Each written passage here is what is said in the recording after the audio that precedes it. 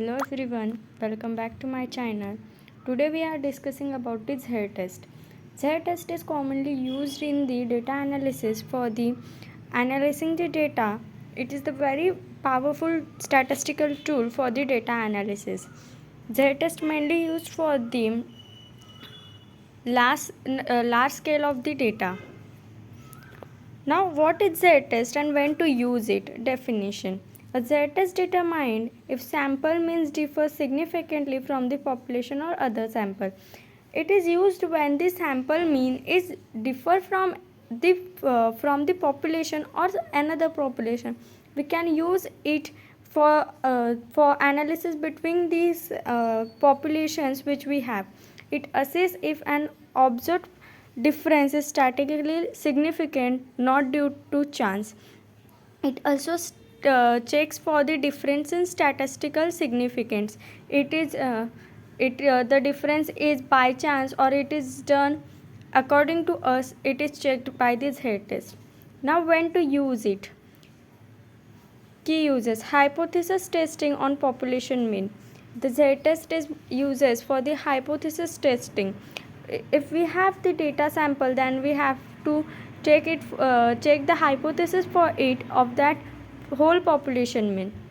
Second one, population standard deviation is known. When we know the standard deviation of that specific population or that specific data, then we can use this Z test, and it is used for the large sample sizes.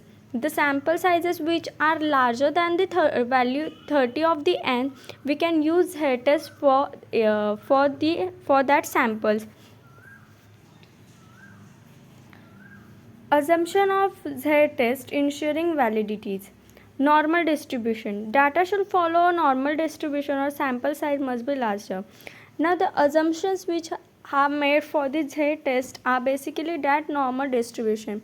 So the data we are taking should be normally distributed, and it should be larger than 30. As earlier we saw that the Z test works on the data which is larger than 30. So for checking that, we need that data should be normally distributed and also be in the larger than 30.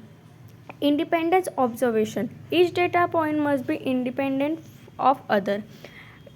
The data points should be independent from each other. They should not be same or dependent on each other. Then only we can use this Z test on it. If the data points are dependent on each other and they are not same, they are similar to each other, then we cannot use the Z test here. It is invalid to use the Z test in such a case. So we need the data should be independent for using the Z test. Known standard deviation. The population standard deviation should be known. So basically for using the Z test, the assumption is also that the standard deviation sigma should be known. If we don't know the standard deviation of the population or of the data, then we cannot use the Z test on it. Random sampling. Sample must be drawn randomly from the population. It means that we cannot we cannot choose only specific population of the data. We can choose any random population or any random part of the data, and we can perform this Z test on it. So these are some basic Z test assumption which are made, that data should be normally distributed and it must be larger. It should be independent. All data points should be independent, should not be dependent on each other.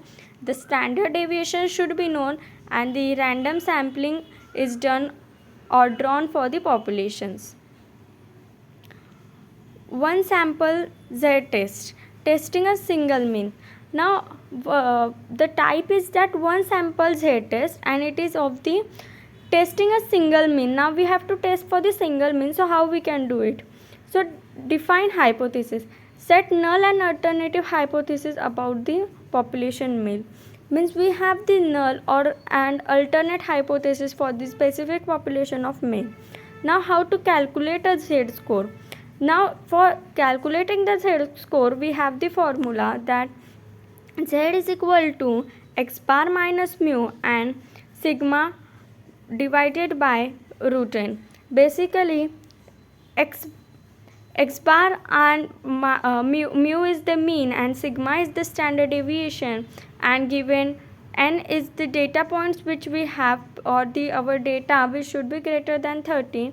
So this is the formula for calculating the z score. Now determine the p-value. Find the probability associated with calculated z-score.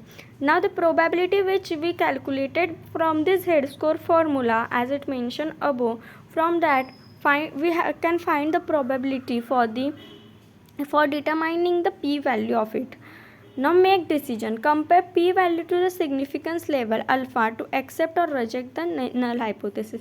So now we have, from taking the decision that the data is correct or not, or so we can compare this p-value to the significant value of alpha.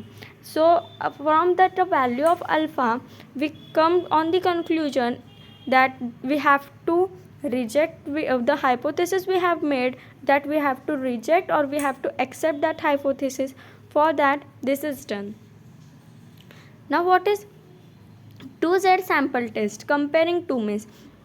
In it we have to compare the two means. Independent sample test: if two independent population mean are significantly different, assume known population standard deviation. Now in it we have to compare between the two population means, and we have to assume the standard deviation. The specific standard deviation is not mentioned in it, so we have to take some, or we have to make some assumptions for calculating this. Polled versus unpolled. Can be polled if population variance are equal, or unpolled if unequal. So if the population variance are equal to each other, that of the first sample and the second sample of population variance, then it is polled if they are equal, and if they are not equal, they differ from each other, then it is unpolled. Now hypothesis sample. H0 is all about mu1 is equal to mu2. When we have H0, then the both mean that mu1 and mu2 should be equal to each other. No difference between mean. There should be no difference in the mean. Both the mean should be same. And now H1. When mu1 mean is not equal to mu2 mean, a difference exists. Means when the both means are different from each other, then a difference between them. Z-test versus t-test, choosing the right test. Now we have the two tests, that is Z-test and t-test. Now how to choose which one is the right? So population deviation. In Z-test the population standard deviation is known, but in t-test the population standard deviation is not known. Now sample size. In Z-test the sample size should be greater than 30, and in t-test the sample size is less than 30. Now the distribution. In Z-test the distribution is normal or large sample, but in t-test the distribution is normal. Now practical example and application of Z-test. Now these are some of the practical example and applications of this Z-test. Quality control. Ensuring product specification meet industrial standard. It is used for checking the qualities of the product. It is mostly used to specification meets in the industry standard level. It is used for industry which are product based and in which we have to check the quality of the product. Medicine studies, evaluating treatment effectiveness against the placebo. It is also used in medical field to examine the medical studies that the treatment which are getting is efficient or not. Educational research, comparing test score between teaching methods. In education also we can use Z-test to compare the test score between two different teaching method, as the staff are different, faculties are different, so their teaching method should also be different. Market research, analyzing customer preferences according their different demographics. In market, how the customer is buying and in which they are interested, it is checked by the Z-test. Now what is the conclusion for Z-test?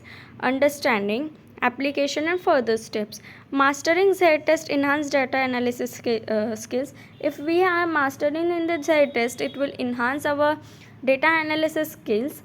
applications apply across various fields for robust conclusions. It is applied in the various fields to get the proper conclusions. Further steps are exploring advanced statistical tests and software applications. It is explored for many advanced statistical tests and software applications. So thank you so much.